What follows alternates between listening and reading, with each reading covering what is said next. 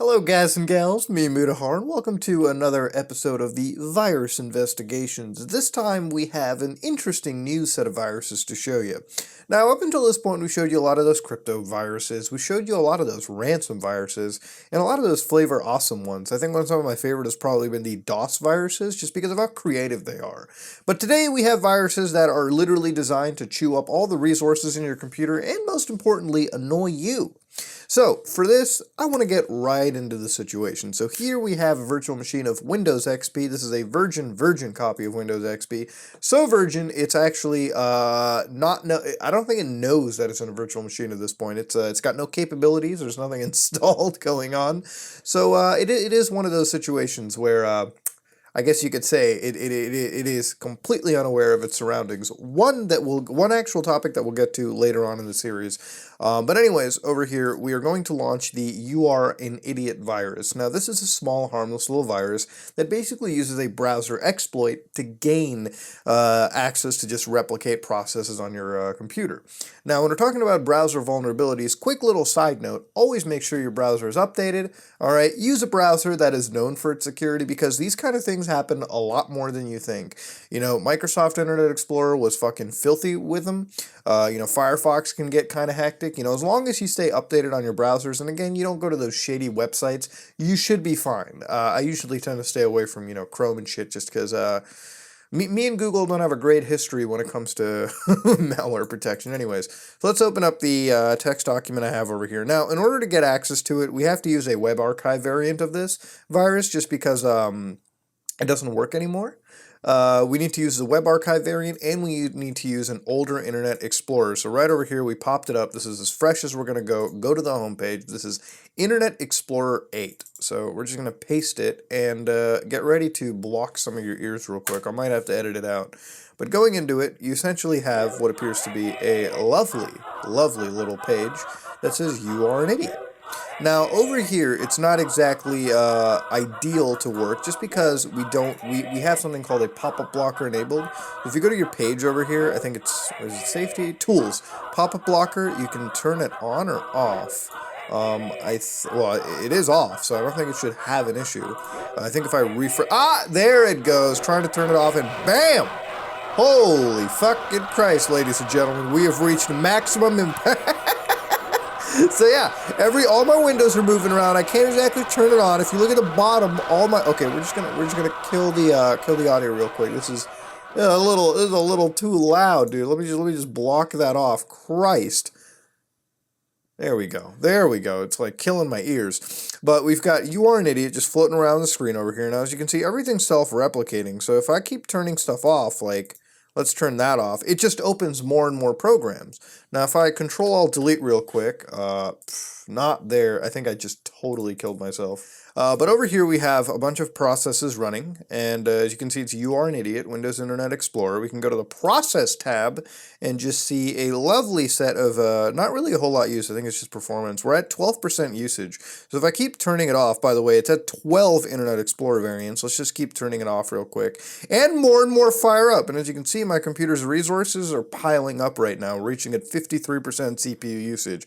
Yes, it's a dual-core system, but for fuck's sake, it should not be that bad. The more and more we close it, the higher that number goes. Pay attention to that number real quick. We're already at like 19 browsers running.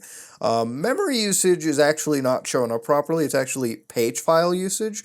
That used to be a lot more common back in the day when we had 512 megabytes of RAM, unlike nowadays where computers can have this system has 32 gigs inside it. We're passing off, closing as much as we can. We're at 25%. We're almost at 30 Internet Explorer browsers. I wonder how far we can go before the system. At this point you can see the windows are not moving that fast. We are not able to process this kind of AIDS. Of course, you realize the more and more you try to fight it, the worse it's going to get. The more, for every window I exit out, there's always 10 more that pop up. So already at 54, the CPU usage is spiking at 86%. So that's a crazy astronomical amount for obviously just browsing the internet. So yeah, I think at some point I'm going to reach a section where there's going to be a point where I can't load up maybe any more Internet Explorer variants, or the system's just going to crash. And I feel like I'm waiting for a total system crash. So let me see if I can pull that out of a hat real quick. So, yeah, I think we're at a point where it, like, even though I killed some of the windows, like, you see the system's clogged up right now. We're sitting at 90% usage with, like, what, a window or two open? Like, well, not a window or two anymore. We just got a bunch kicking in. So yeah, no, the system is completely denial. Like, we've been totally denied anything. Like, it's a gone system. You know, you can look inside the process list. You know, IE Explorer, they got so many tiny variants just popping in, consuming bits of CPU here and there, and like, there's just no way to do it. Like, if I go over here and I can't even manage, like, the task manager properly. You can't. Terminating. Yes, I know. The loss of data. Trust me, I would love to lose this data.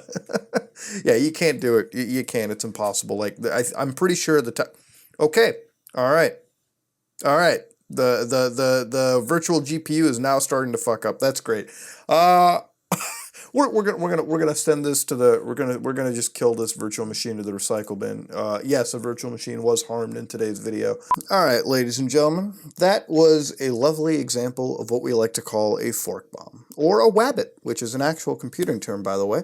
But let's talk about what just happened and what kind of a virus that really was. Now, it was fun to see that, and it really wasn't malicious. You can actually do it yourself, of course, of your own volition.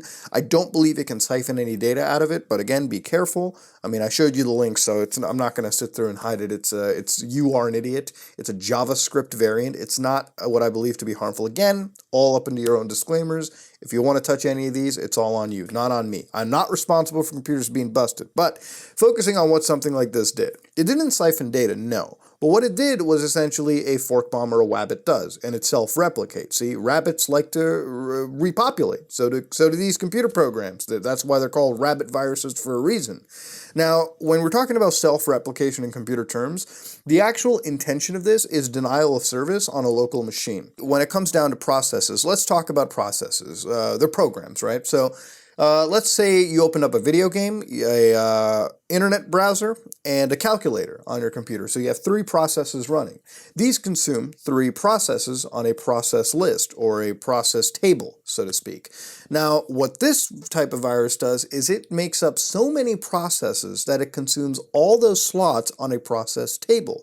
And by consuming all those spots on a process table, it also consumes the resources that are available on your computer. So that includes your CPU, that includes your available RAM, or maybe even your GPU memory or in utilization. So you've got all those things consumed on your computer. And then the intention over here is you have so much open that it chews up either all of your system, rendering it effectively useless, which is what you just saw with that virtual machine. We were clocked at 90% CPU. It was not giving me anything. The system was so slow that you couldn't use it at any moment. You couldn't use it for the most basic of tasks. Or B, it causes a system to crash. Had I let a system like that run, or gave it less resources, or designed it in such a way, I guarantee you it would have given some form of a blue screen or a total system crash.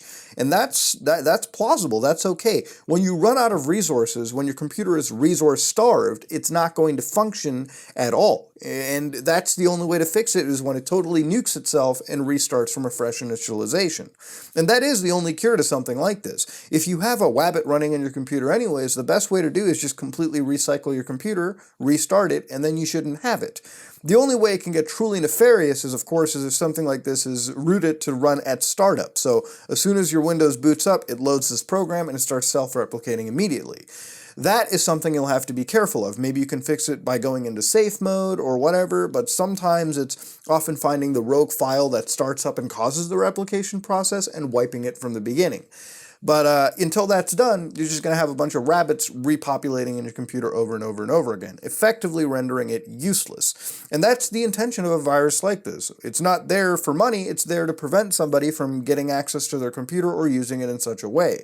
I mean, if there is a hacker out there, they could launch a wabbit to let you completely cut off from your system, you know, to the point where it's unusable, and they may be able to do something in the background. I mean, it's not something that's so out of the ordinary. There are obvious case uses for a wabbit, a rabbit virus, or fork bombs to exist, whether it's forcing a restart or it's forcing somebody to be completely cut off from their system because they just can't do anything with it.